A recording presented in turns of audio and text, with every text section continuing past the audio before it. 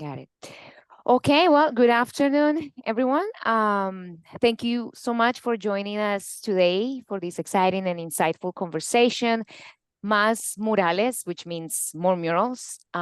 This is a conversation about contemporary mural practice, art practice in general, and how that intersects with our urban environment.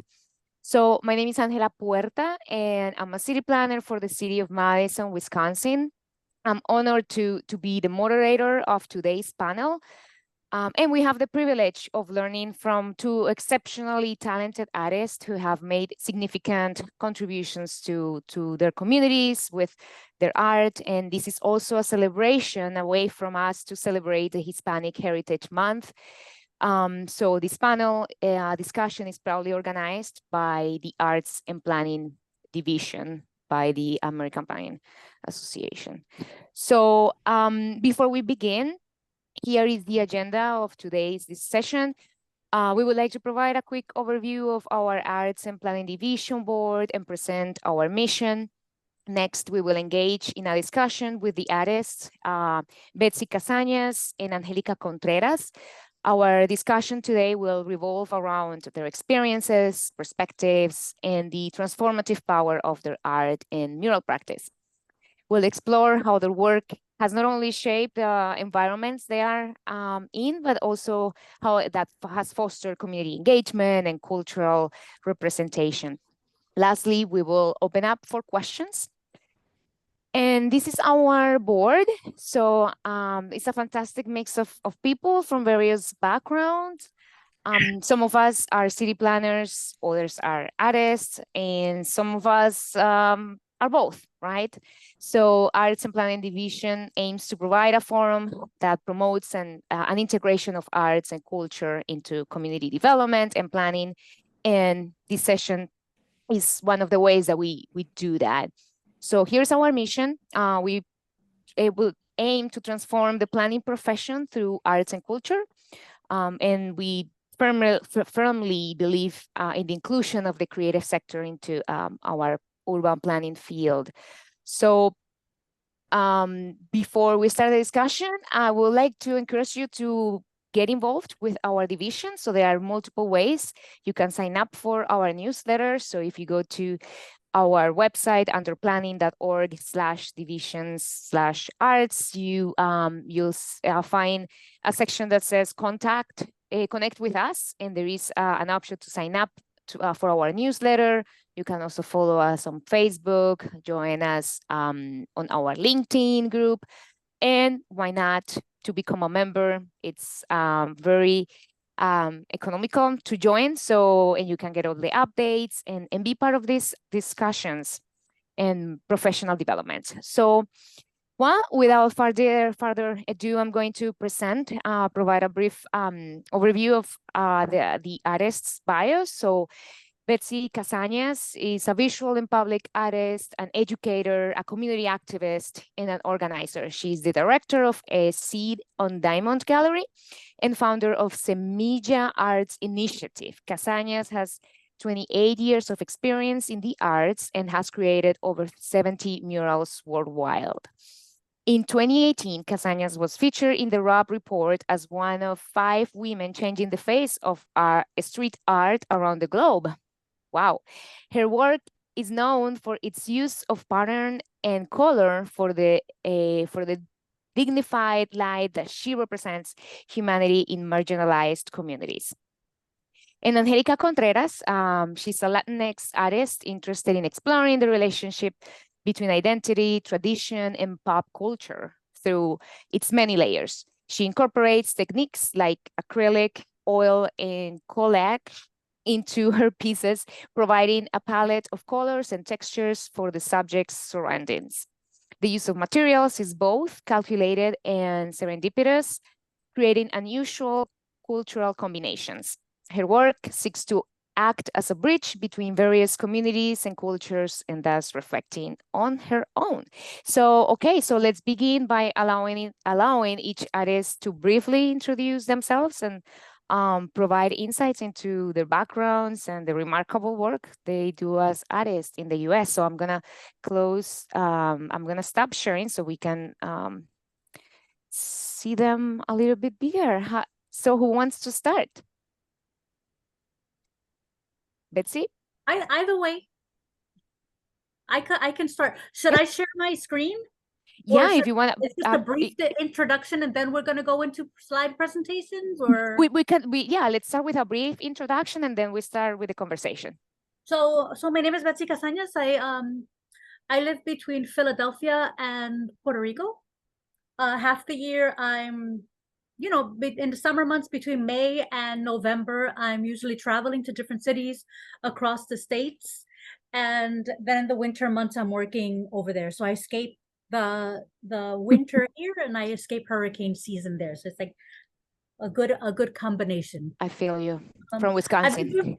Yes, I've been doing public art for about 30 years. I'm on my 29th year now. It says I've done about 70 murals, but this year by the end of December I will have completed 17 murals just this year. So I think my numbers have gone well beyond that. But yeah, I mean, I've worked in Philadelphia for a really long time. We have the renowned Philadelphia Mural Arts Program.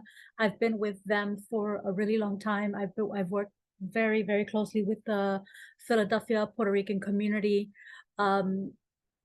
Before I left to Puerto Rico, I had a gallery here called the Seed on Diamond. The idea was to create a space where we can tell our stories and have a creative space for dialogue, not necessarily having a space where everybody is in agreement, no, but is having a space where that you can have an opinion, that when you're having these critical dialogues that you're being heard. So that's a Seed on Diamond gallery that I've closed during the pandemic, and the idea is to restart again in Puerto Rico. In 2007, I started Semilla Arts Initiative, a grassroots initiative that uses art as a catalyst for social change in underserved communities. So basically, I work directly with the community in transforming their spaces. We've done it through community gardens and just open studios where they participate in the painting of the murals and any kind of community involvement that we've had. So that's like a really quick rundown of some of the things that I've been doing. Sounds good. We'll have time to take a deeper dive. Yeah. Okay, Angelica, please briefly introduce yourself. Yes, thank you for the invitation. My name is Angelica Contreras. I'm originally from Whittier, California, but grew up in Guadalajara, Jalisco, and have spent the last almost 7 years in Madison, Wisconsin. My medium is mixed media, mostly. Yeah, I work with acrylic, oils, and mostly collage in my work. And from coming from Mexico and then coming back to the United States has shaped in great form what I am doing currently here in Madison, Wisconsin. I've been part of some art collectives of Latinx artists, musicians, dancers, artists. So I'm very happy to be here, and thank you for everyone for joining us today. Thank you, Angelica. And I like that you mentioned, the traveling from Mexico to here. And one of the main reasons why we're doing this session is because we're celebrating the Hispanic Heritage Month, right? So it's very important to celebrate immigrants and to empower our voices as immigrants, as Latinx. So let's start with a question about our Hispanic roots, right? So in what ways do you think your Hispanic heritage and cultural background has influenced your artistic style and the type of work that you do? Betsey, do you want to start? Yeah, I could start. I worked generally in Black and Brown communities. So a lot of the work that I have done has been to highlight the stories that haven't been told. So definitely heritage has played a huge part. My family is from Puerto Rico. I'm part of the diaspora, but I've traveled all over South America, Central America, and I've created murals in different countries where I highlight someone else's story. Actually, recently, in the last 2 days, I just finished a mural with Fair Trade America, where we focused on the story of Mariana Cobos, who was a banana farmer from Ecuador. So a lot of the work that I have done, it's about highlighting the people's story, right? So I've worked with, you know, a lot of different communities in the diaspora. I've worked with folks directly from Puerto Rico. All the projects, I'm speaking very specifically about my public work. I'm not talking about my paintings. So most of my public work, definitely, it depends on what community I'm in and what is being like asked of me for that particular area. But usually, like, we either are doing a celebration of one particular person, or we're doing a celebration of an entire community. So yeah, it's kind of hard to you know, to go in and talk without showing you like very specific images of like the work. Well, maybe after this question we can share some of that work. So Angelica, so how does your culture shape the work that you've done? Yes. So I also forgot to mention I studied at the University of Guadalajara, and I could say that my work when I was in Guadalajara was very different than what I do here in Madison, completely different. So I grew up being Mexican American, and I currently also, the time I've been living in Madison, I also work for the school district. So having this experience, and my main topic in most of my work is identity. So being in a school, working with a Latino community also. I'm a translator and interpreter, and I work with the children also. So having that every day has given me like a new perspective of what identity is and how it's composed, how it's developed. So I find it very interesting and kind of questioning my own identity also. And that's why, and I will show you with in some of my work, I work with layers, because the metaphor there is like how our identities are made up of all of these layers. And it's been very interesting how my morning work has interplaying with my artwork at the moment. So it is very important in my culture, in the work that I'm doing right now. Sounds good. Yeah. So let's share some example of the projects that you both have worked on, and if possible, if you can share with us how that work has influenced or impact the fabric of a neighborhood or an area, what kind of changes you've seen that has transformed the physical and also the social environment in that community, particular community. I think that we can allow sharing screen. So Betsey, feel free to start. I'm gonna give myself a timer because I You can talk no stop. I'm gonna, yeah, I won't stop talking. So I'm just gonna, is like 12 minutes okay? I'll share. 10 minutes? 10 minutes will be fine. Yeah. Okay, perfect. Okay, so I'm gonna go ahead and share my screen.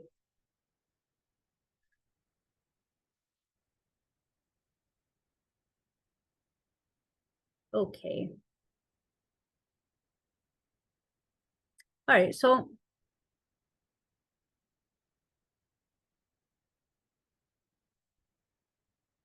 this is just kind of like a sampling of just a little bit of everything. I do personal work, and I do obviously public work. So a lot of the personal work has been autobiographical.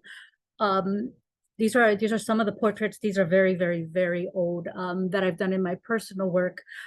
This is kind of the area that I grew up in. I grew up in North Philadelphia, predominantly Puerto Rican community. Right now, in the 90s, the Mexican community came in, and they're in South Philadelphia. So we're kind of separated by the different things. But North Philadelphia, it was mostly Puerto Rican and Dominican. And then if you go farther, just on the higher streets, it begins to mix with the African American community. But in this particular area is a fusion. So this is actually a mural that I did in 2007. I'm actually going to be restoring it this year. This was on the history of Puerto Rican migration into Philadelphia. So this is, I think I painted this mural when my youngest was 6 years old. He's 23 now. And it's still in really good condition. I know that you were asking about like the maintenance and everything of the murals, and we could talk a little bit about that later, but I think the quality of the work and the upkeep really depends on the quality of the paint that you're using. So we use very specific paint from golden and nova color, and the lifespan is anywhere between 20 to 25 years. This is another mural that I did. This coincided with the exhibit called Pinta la Revolución, and it was on the artists of the Mexican Revolution. So they asked me to create a mural on the Spring Garden Street Bridge. This bridge was larger than a city block. If you look at the paintbrushes, we have paintbrushes that are this tiny, and some of the layers needed anywhere from 3 to 5 layers. It was very, very complex. This is 2 out of 94 panels that were put up. Again, this was like larger than city block. So we worked on 94 panels in my studio, and then they were later installed on the very bottom. In Philadelphia, we work the majority of the murals on fabric. So I could actually paint a mural in Puerto Rico and then install it in New York the next year when it gets warm. So it stops the idea of having to work only when the weather is nice. Because when I'm in right now I'm in the middle of my season, so my days are definitely predicted by rain, by weather. So these are, again, details of that particular mural. If you look on the very bottom, there's a line of tulips. This particular mural was positioned where one side of the bridge was the Philadelphia Museum of Art. The other side of the bridge was the Mantua community. And they had a campaign that was called Bulbs Instead of Bullets. The campaign was, it was a campaign against violence. And they were planting tulips all over the community. So when I was designing, I wanted to take that into account and really design a work in solidarity with that particular community. So in that final mural, there's over 6,000 tulips that we put in the mural. So this is the Spring Garden Street Bridge mural. This mural I painted last year, and it was, let me move this.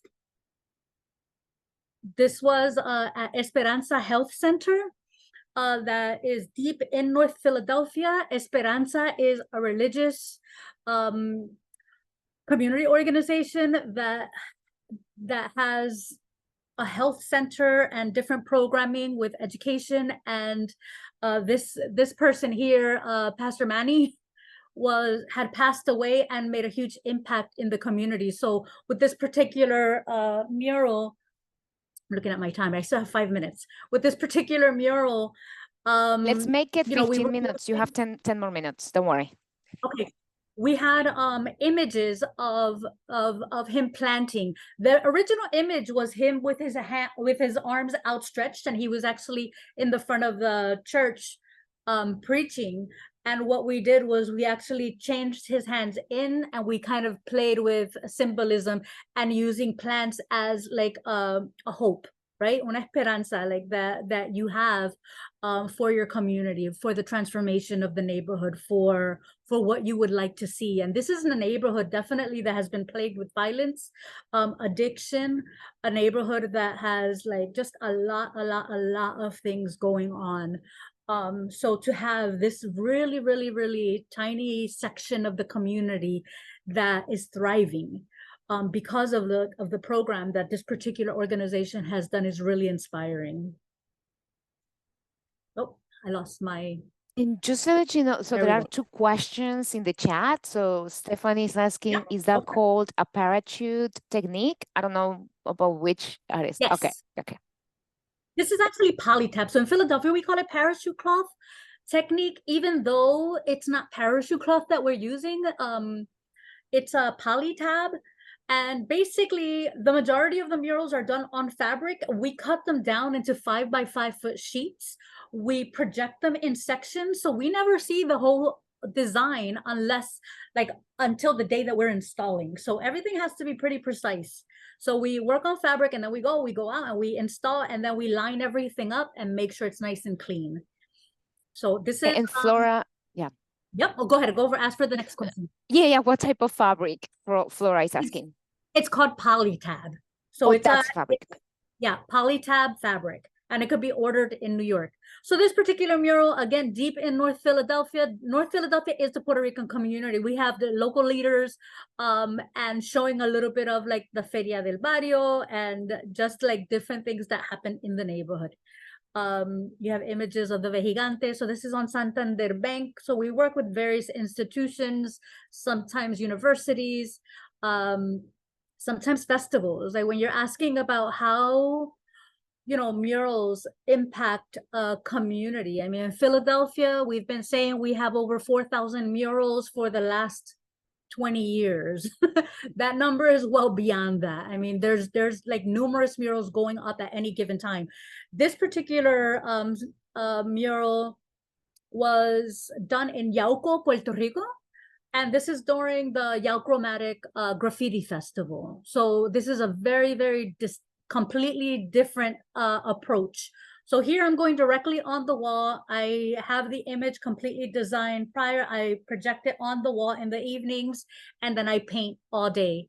And what happens during a festival is you bring, on this year, this was year 4 of Yauchromatic, we had about 15 international artists that came from all over the place. Some of them were local, some of them were from, we had folks from the Dominican Republic, from Brazil, from Venezuela, from just everywhere. Come and in 1 week, they start putting murals up all over the city. So it's a really exciting way to kind of take over an entire neighborhood.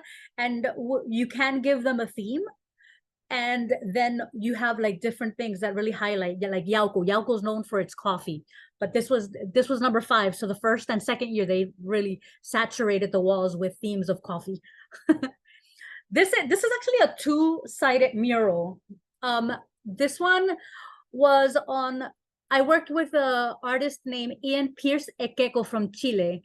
And when Ian came the first year, he came when, I guess it was 2000, it was when Trump was still in place, and a lot of conversations on the separation of families were in play. So Ian was invited back. He did a really beautiful mural, like of the Sacred Family, but of immigrants. Then he was invited back for the second year and asked me to collaborate with him. So on one wall, he has a map. I don't have that picture there, but I'll send it. I'll send it to you so you can share it with folks. But it's a beautiful image of a Puerto Rican girl with an afro, but in her afro, there's images of all kinds of things, Latin and Central American, like a lot of symbolism. And the idea is she's actually tearing down the wall. And the idea is, we're a sanctuary city. So this mural is called Sanctuary City, Sanctuary Neighborhood. And my side is this side. Whoop, that's my alarm. I have 5 more minutes. Sorry. So on my side, what I wanted to do was show the hardship, the hardship that it is for folks in Latin America when they're crossing the border, and really have folks empathize, right? The idea was creating empathy in the community and solidarity in the Puerto Rican neighborhood with these communities that were migrating, and the hardship that is to leave everything that you know to be home, and then to come to a foreign land where you're not treated well. You know, I mean, it's devastating. It's heartbreaking. There's images here like that. These are real images, and I've like improvised a little bit. But we have somebody on the border wall. We have somebody climbing over. We have a mother passing over her baby. But these are images that are actual images that you can find, you know, online. And we kind of created this scene, and it's folks like coming down with their water and just, you're doing what they need to do to kind of find a safer place. This one is a very recent one. I think I finished painting this one last year. This is in North Philadelphia. It's actually right down the street. I live on the block of this one, and I like playing with the idea. This is actually a friend of mine, a Puerto Rican young father.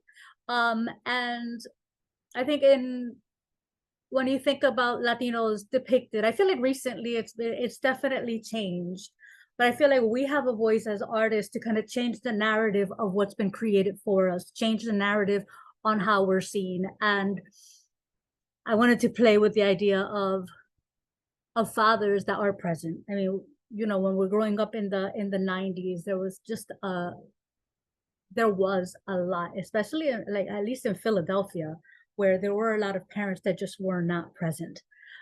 So it's about changing the narrative and really showing these, you know, these parents that are stepping up and really being there for their children. This is also like a celebration of culture, a celebration of the diaspora, and especially in a community that is being very, very, very quickly transformed, and you know, a lot of people are being pushed out because of gentrification.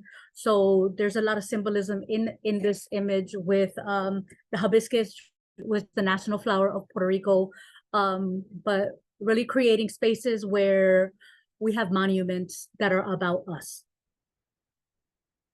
Oh, this is a basketball court. Villanova University. So I mean, sometimes I actually do courts. This one has absolutely nothing to do with Latinidad and culture, but this is more of working in universities and having students kind of take charge of the transformation of their own spaces. So having them participate in creating really beautiful spaces and having them included in the process. So this was the group at Villanova University, and we did a really beautiful basketball court that was really vibrant. This is a daycare in North Philadelphia with the Association of Puerto Ricans in Protest, APM.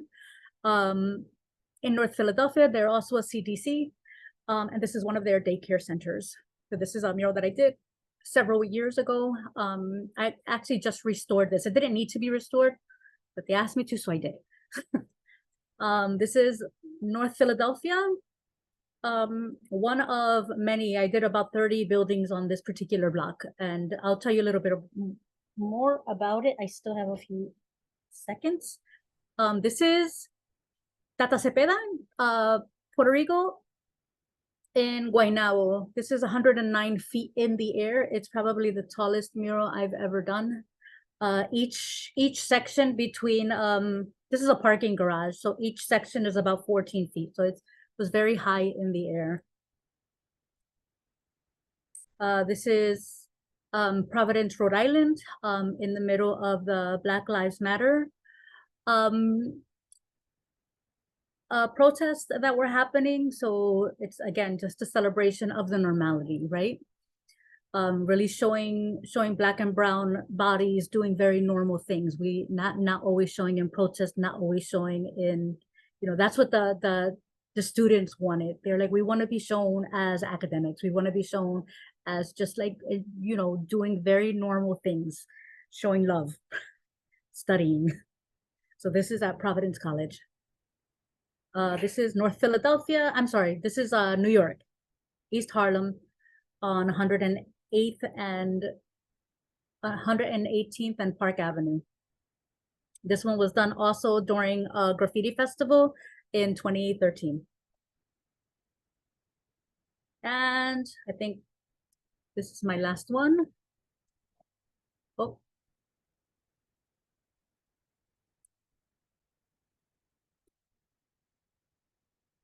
It's also year 2 of Yachromatic, and this is the celebration of coffee farmers, campesinos.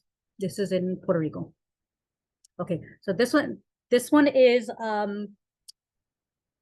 the second year of a project called the Porch Light Initiative. I was invited to be a lead artist and part of a study from Yale University, the Department of Behavioral Health, and the Philadelphia Mural Arts Program. We partnered up with APM, which is the Association of Puerto Ricans in Protest, but in Spanish.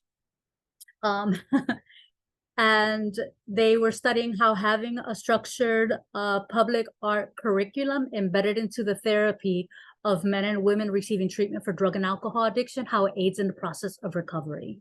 So this was year 2 of a 3-year study. And now they've created, the idea was for them to create a national model where different institutions that were working with folks with mental health and addiction could offer programs that were mirrored from these first 3 years. And this is the last one that I just painted the day before yesterday, actually, with Fair Trade America, celebrating Ecuadorian banana farmer Mariana Cobos. And this is the very last slide. So I will pass it over. This particular mural I painted in Buffalo, New York with the Albright Knox Museum maybe 7 years ago. It's on how it was the history of Latinos into the Buffalo community. So right here we have an African indigenous and very Spanish looking folks. Betsey, So, this is all amazing. I wonder if you have time to sleep. I mean, there are so many projects and so wonderful. Yes, yeah, there's so many. I mean, I've been doing this almost 30 years, so I've been doing this for a really long time. Yeah. This year has been, you know, we'll sleep in the winter. Yeah. Well, and I see a lot of questions in the chat, but I'm gonna hold it for a second because I want to move to Angelica's work. So we'll be able to have some time by the end of this session to ask all those questions. But Angelica, if you want to share the screen and Yes. share some of your art, that would be wonderful. Try and see if it works. Yep.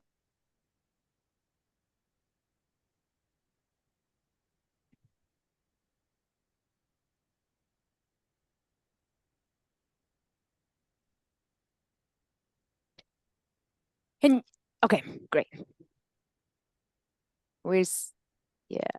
Yeah, I need to go to the page.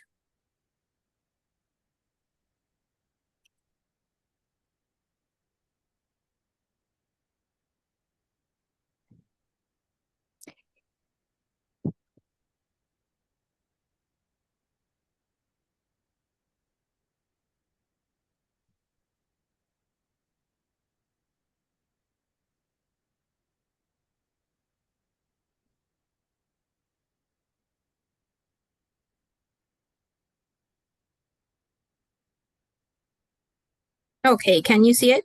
Yes, yeah, we can see it. Thank you. Okay, so I already gave a little brief introduction of where I'm from and where I grew up. I grew up in Guadalajara, attended the University of Guadalajara. And I've been here in Madison since the year 2016. And I can talk about the other things afterwards. So most of my work, I work with mixed media, mostly on panels or canvas. And as I said before, it's the main topic of my work is identity and living between two cultures. And sometimes I mix other cultures, but I think it's from my father. Growing up in Los Angeles, we used to go to a lot of swap meets, garage sales, and he would buy all of these multicultural objects that he found interesting. So I grew up looking at all of that at home. I thought everyone had that like mixture of aesthetics at home. So reason why sometimes I mix other aesthetics. So as I said before, the work I did in Guadalajara in Mexico was very different than what I'm currently doing here in Madison. But at that time in Guadalajara, I started using developing this technique of incorporating collage, acrylic, and oil into my paintings.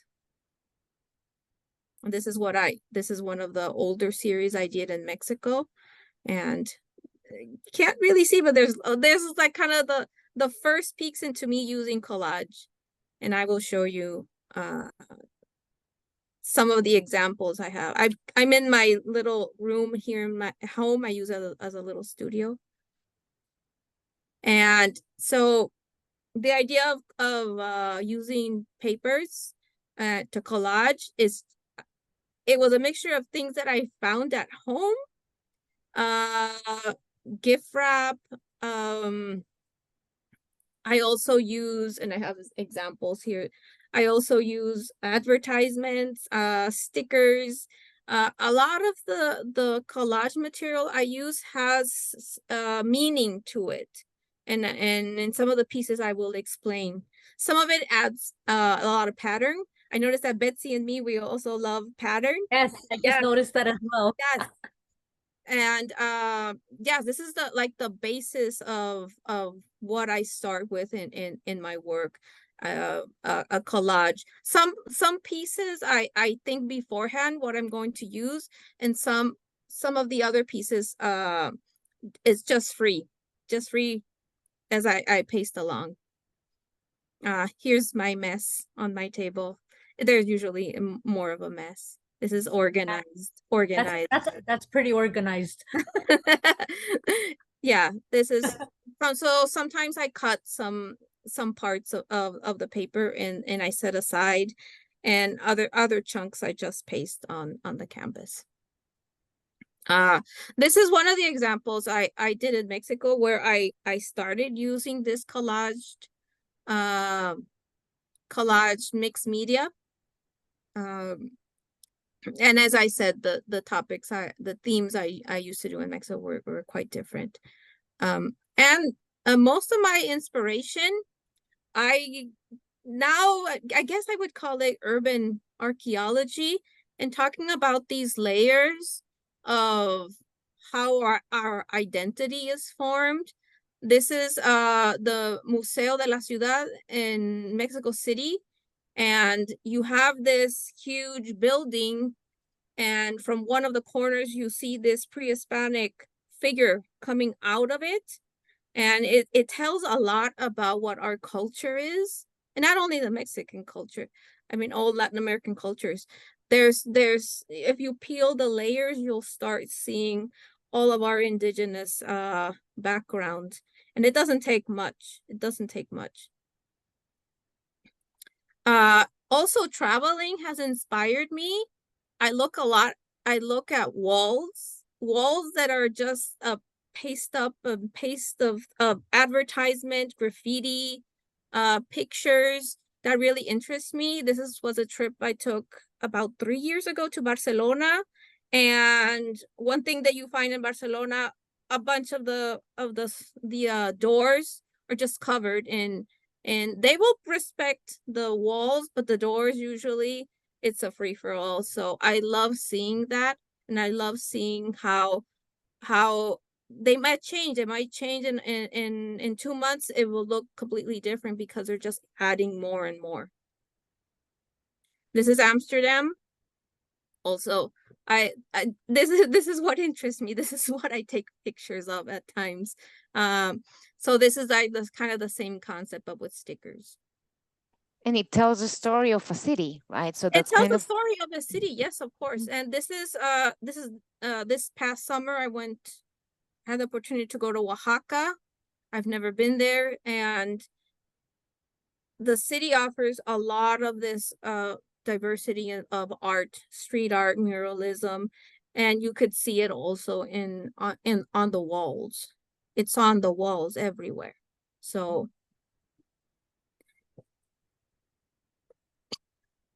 this is work I started doing here in Madison.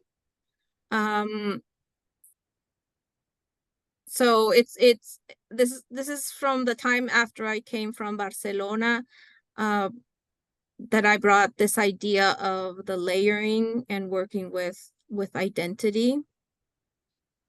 This is one of the pieces I created, 2018. This is another piece I created also, Tehuana.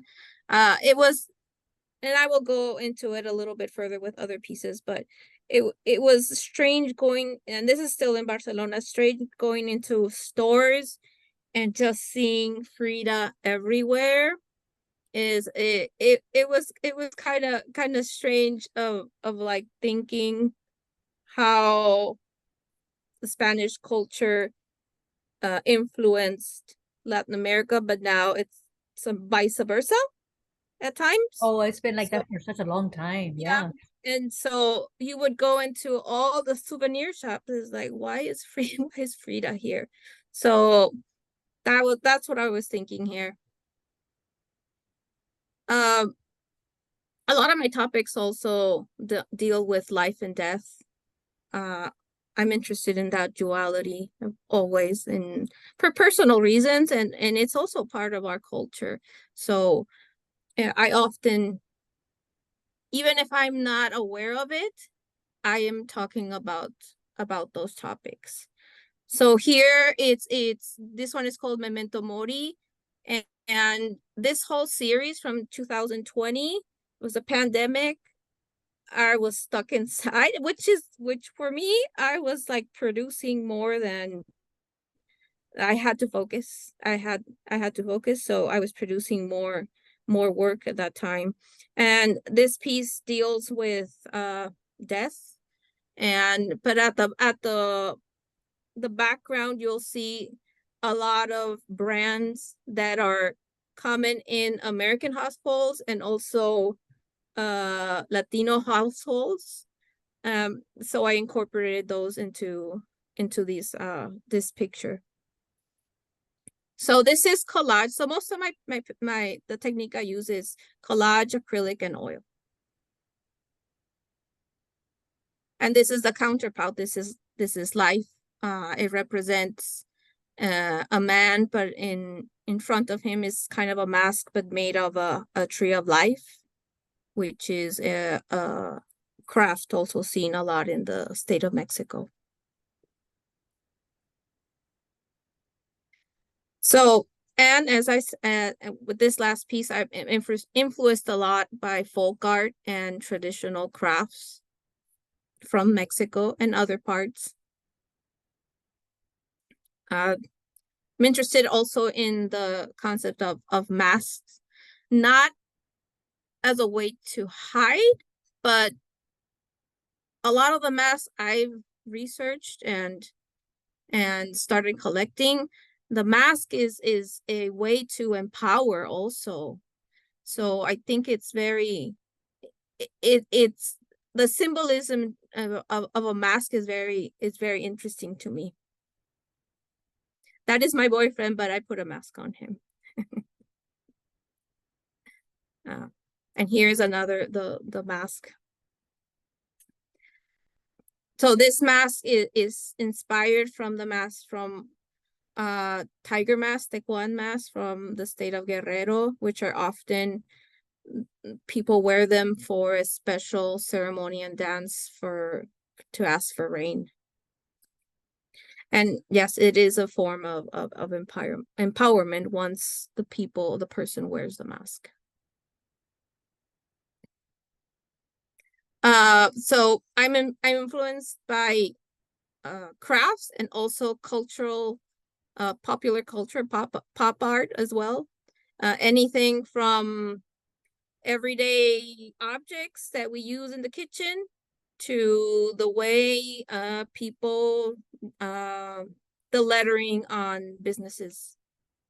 I think it's beautiful.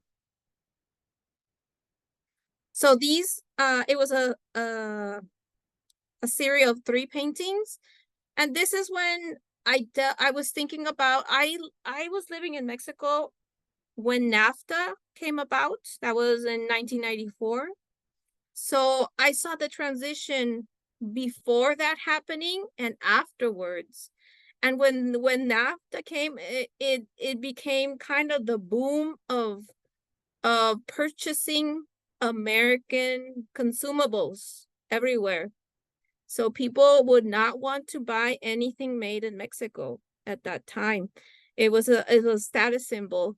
And I remember going, like, the first McDonald's, there was lines and lines and lines of people. So this piece kind of talks about that. And also about being Mexican American, because it's two cultures collide in a way. So it's, you see in the background, you have brand names from both cultures. And also it's about NAFTA, and it's about also what comes afterwards, because I think now there is a movement of like having our own, purchasing our own, being proud of our own products. And I see that a lot with small businesses, artists as well, Etsy. I see it all the way, and people want that. People want to purchase that. So that was the thinking behind these pieces. And talking about the same, the piece of identity is a constant in my work.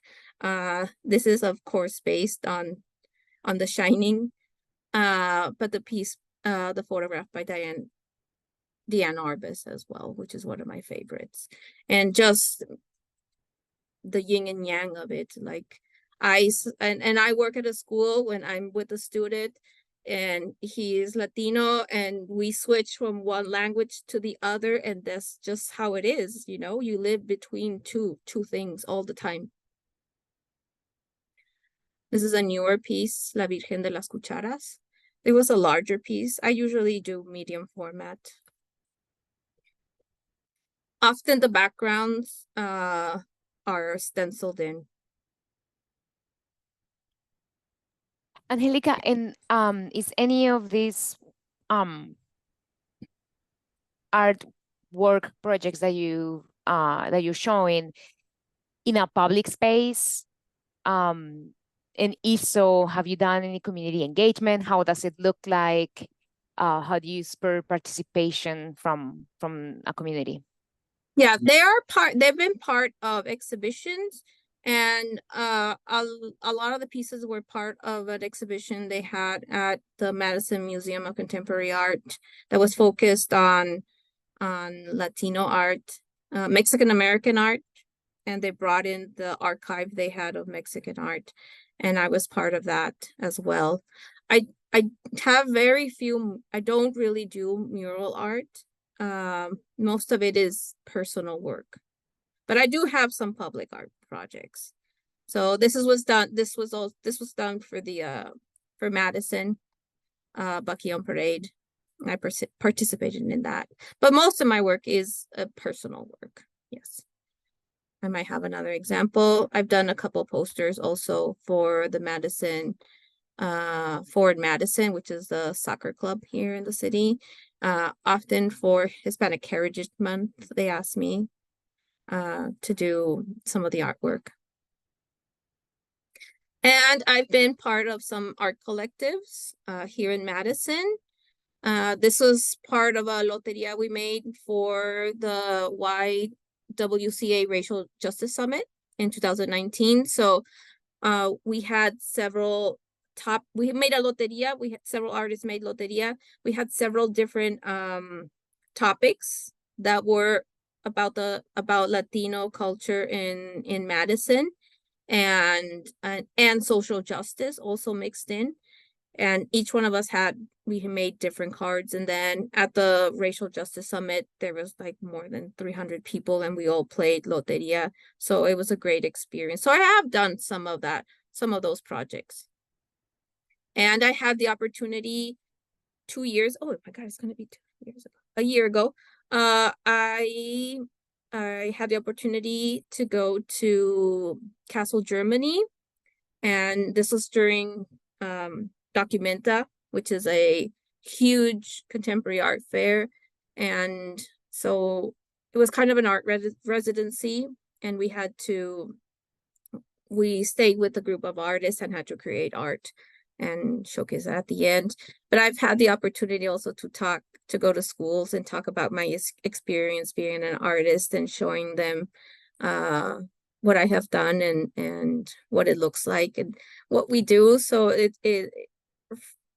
I've had these opportunities that have developed me greatly as an artist, but also had the opportunity to show it to younger crowds also as well. And I think that's it. You see? Yes. Thank you, Angelica. That's a lot of great work as well. And we have a lot of questions here, so I'm gonna try. And I know that Julie has helped us answer some of the questions. Julie Burrows from the Arts and Planning Division Board. But I think I would start with a question from David. What would you say are the advantages of public art to a community that has no public art? Betsey, if you're speaking, you're muted. Hi. I've actually read several of the questions as well. So definitely the Yao chromatic is like a phenomenal example of how to transform a community. When I was painting, I painted a mural in Ponce, in Puerto Rico, during a graffiti festival. And this guy came up to me and was like, look, I would really like to do a mural in Yauco. Would you be interested? And a couple years later, he invited me to the second round of projects. Since he started, maybe I would say 8 years ago, now he's going on number 5 because he missed a couple during the pandemic. He's transformed the area. The area was, Yauco has a much older population. There's definitely like older folks, but now there's been an influx of a lot of younger folks, and people come to Yauco over the weekend. They've since I was there last, I think have done over 70 some murals. So because a lot of the muralists have a pretty big following, folks come for the events. You could have music that'll surround it. The person that organizes it has been incredible. I mean, he's involved with every aspect of the transformation. He works with the local government so that he has access to the plazas. He brings in various musicians to do concerts. There's a lot of things that you can do surrounding the murals that can engage a community, can give work to local artists. And you could have gallery openings, you could have a night of art. Like, there's a lot of things that you can do to kind of change the whole feel and vibe of a community. And with Yauco, they have walking tours, they have guided walking tours, they have events where they have vendors and just folks come out and show like the artesanía. They do a lot of folkloric dance. Recently, they've had one of their trees is like going up a cerro. A cerro is like a little hill with a bunch of little houses. Where they had one very young artist that has taken all of these buildings and just colored them, like just very simple shapes, but the community was involved in the painting of it. And now you look up Yauco and all of the pictures from that particular block come up, and they've weaved a tree with all of its branches. A few older women have knitted. and have covered this tree in a weaving. And now, and they had an artist from Europe that came in, and he painted patterns on the floor. He did like a stencil rug. So it's this gorgeous, vibrant transformation of a space. And now they have a bate every weekend. So now every weekend, people come from all over the island because they know that there's going to be live music, there'll be folklore, there's going to be just a celebration of culture. But then you could also walk around, and in just a walkable distance in the area, you could go and see all of the murals from all of the different artists. So And it yeah, changes. I feel like economically, it changes like the visibility of the local artist. It has the capability of, you know, when he started the first year, he really was just focusing in-house. And now he has artists from around the world that are coming. yeah. So, and how have you dealt with city regulations? Have you encounter barriers, obstacles from city that prohibits maybe some of the murals that you've done? Or I haven't, but that's just because I work with the Philadelphia Mural Arts when I'm here in Philly. And usually when I'm going to other cities, I am working with institutions that work very closely with city government, and they get permits and they get all of that stuff done. Those are like logistical things that usually like CDCs or institutions can kind of do with their local government to get the permits, and all of that has to be done prior to my arrival. So I haven't been in the position where I've had to get my own permits. I come in as an initiative.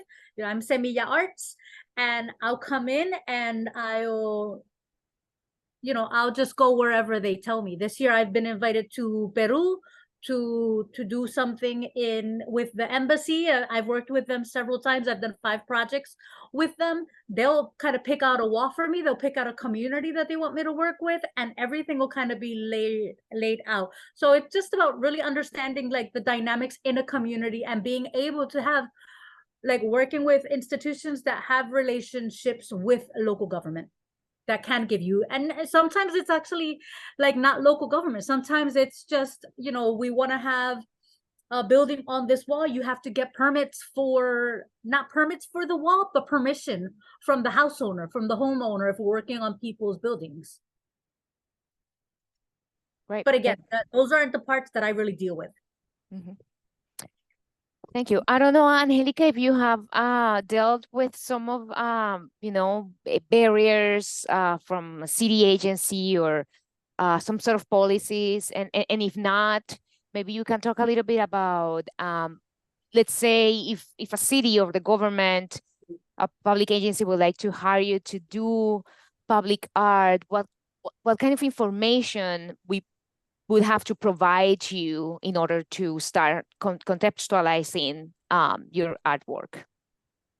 Yes, I really have not done much mural art at sea. So my work is more personal. So reason is that most of the topics I am working now are not adequate for muralism and will not be able to maybe be commissioned by someone. But I will tell you that I've been at least as a group have applied for several, because right now muralism is, everybody is very interested in, because they're seeing the economic impact, they're seeing the social change. So every cities are interested in the muralism movement. However, what I found in sometimes applying for these organizations that are interested in murals is that they're not very aware of all that is needed, the budgets to create these murals. So they're underpaid at times, and Betsey knows a lot about this.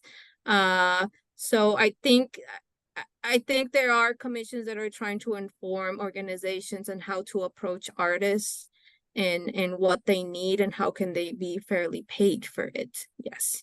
Yeah, definitely. I think that like for me, I charge per square foot, so it's very standard. If I'm in Philadelphia, I'll charge one thing because I don't have to worry about housing. But then I have a set amount that I charge per square foot if I'm traveling, and that is everything with paint. The paint that I use, somebody asked, is Nova Color. I use Nova Color paint. It's from California. And I also use Golden. Golden has a better white. Nova Colors, I think we did a study over here, and after several years, for some reason, the tint kind of came down. But Golden white works really well. But Golden has a lot more colors, and it's really beautiful color. So yeah, when you're having a conversation about the work and how it gets informed, I mean, usually we have community meetings, right? Like I'm gonna disagree with Angelica and say that her work is very like you know, it easily can be commissioned and become a public art, but it's really about understanding the process of designing, right? Like my personal work is very very very personal. I do a lot of work with my paintings that has to do with domestic violence and family and identity, and I have my work inside my, like, that I would exhibit in galleries is drastically different, and it's also mixed media collage. But when I'm designing outside of the home, I am working with institutions. I am working with a specific community. So when I come in, and folks could come up to you in different ways. Sometimes festivals will give you a theme, but they won't really tell you what they want, you know? So the first year when I worked with Yauchromatic, they were like, well, you know, Yauco is known for coffee. Good luck. That was the extent of my information. But then I did like another mural where the community wants to absolutely be involved, and they want to make sure that people's voices are heard. And so I feel like sometimes it could be overly inclusive, and I don't mean that in a bad way, but sometimes like I'm a community artist. I've been working in the community. I do the work. So I know how to be inclusive, right? I understand how to be inclusive. I understand how to really show somebody's show the community story in a dignified light, which is extremely important. So when we're doing projects with community groups, like sometimes what will happen is you have folks come into a room and we have a community meeting. What are you visioning? What are you thinking about? Like, what do you think should be on the wall? And like with the one mural that I did with Esperanza Health Center, where I had Reverend Manny and he's digging in the soil with his wife, like, you know, they really wanted to honor him, but they also wanted to honor the folks that were still there doing the work. So we had multiple people in this. Before I got to the drawing board for that, I mean, we've had probably 6 community meetings with it, which is, it can be, that's excessive. Like normally we have 2 community meetings with all the stakeholders and community members. And then from that, I find the overarching theme and create a design that plays with, you know, with what the consensus was with the group. This last year, yesterday I was actually in Massachusetts. I was in Holyoke because this summer I worked with Beyond Walls, another festival that happens in Massachusetts. They have a Beyond Walls Lynn, Beyond Walls Holyoke. They were like, also, it's a graffiti festival, so there's a little bit more liberty where you aren't as restricted. And folks know that coming in is like, we have 1 week to do this work. So I'm doing a 50-foot mural in 1 week. So they're giving me a little bit of liberty. They're telling me a little bit about the area because I'm asking about it, but it's a little bit more free form. So when I went into the building, Holyoke Community College invited me to do 3 murals in their space. And they were like, we trust you. And I was like, well, what's the demographic? The organization that I was working with was called El Centro, that was focusing, that was doing a lot of work and with the Latino community that was in the school. So they had an organization within the school that really focused on just making sure that the Latinos that were represented there had the support that they needed. And what I did was I created an interior mural with about 24 different leaders, right? Leaders that, like, it's like a starter pack, like, you know, environmental justice activists. We had, you know, Pedro Albizu Campo, who was just a bunch of different folks. That's like a starter pack on Latin history. So every single project is completely different. That's just how it is. Every single project is completely different. It depends on how involved you know, you want to get. Somebody asked about like how to get involved with, like how to get in touch if you want to have somebody share an RFQ. You can honestly like send it directly. Like somebody mentioned cafe is a great resource, but there's a million different people. Sometimes we don't see it. So if you have an idea of an artist that you would like, that you're interested in their work, get in touch directly with them, because then it'll be easier to kind of, you know, have them fill out an RFQ. And if they don't do it, I mean, you could have several people that you handpick. I feel like with a call for entry, I go in there and I apply, and it's, you know, and I'll write a really long proposal and get everything done. And then I start moving on to other projects. But I get a lot of requests independently from folks that invite me to do projects from around the world.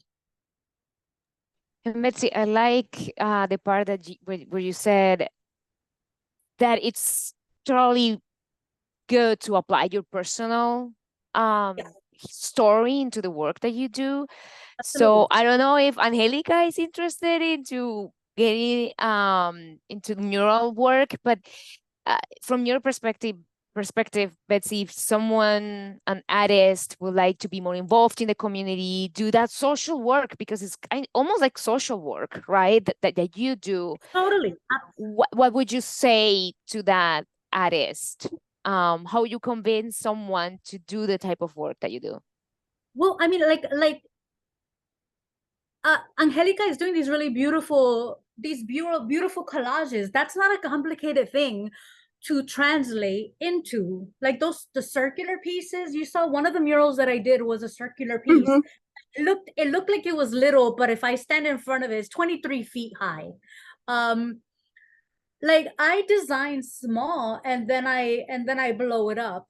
The only thing is, like, I bring in like a cultural element and this idea for the necessity of humanizing the Latino story, right? The Black and brown stories are really what, like, kind of like I think are necessary. And I feel like the personal work, you know, I feel like it informs it. It informs it. You understand how to design. You understand how to create the compositions. Now you're just creating it without your. It's going to be your style, but somebody else's story, right? It's the community story now. It's not necessarily like your particular story. Like, you want to show a reflection of the community because we need it, right? We need to be able to see ourselves reflected in the community. And with the personal stories, you get that.